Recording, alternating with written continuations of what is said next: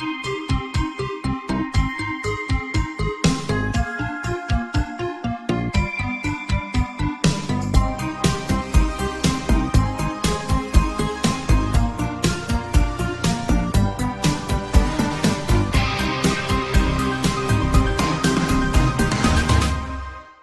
Erlinda book is a controversial Frisian manuscript covering historical, mythological, and religious themes that first came to light in the 19th century.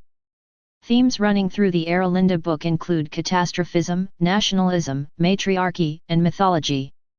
The text alleges that Europe and other lands were, for most of their history, ruled by a succession of folk mothers presiding over a hierarchical order of celibate priestesses dedicated to the goddess Freya, daughter of the supreme god Wralda Enirtha, the Earth Mother. The claim is also made that this Frisian civilization possessed an alphabet which was the ancestor of Greek and Phoenician alphabets. The current manuscript carries a date of 1256. Internal claims suggest that it is a copy of older manuscripts that, if genuine, would have been written by multiple people between 2194 BC and AD 803. Or as some think at the Society, the first people. Stay paranoid, my friends.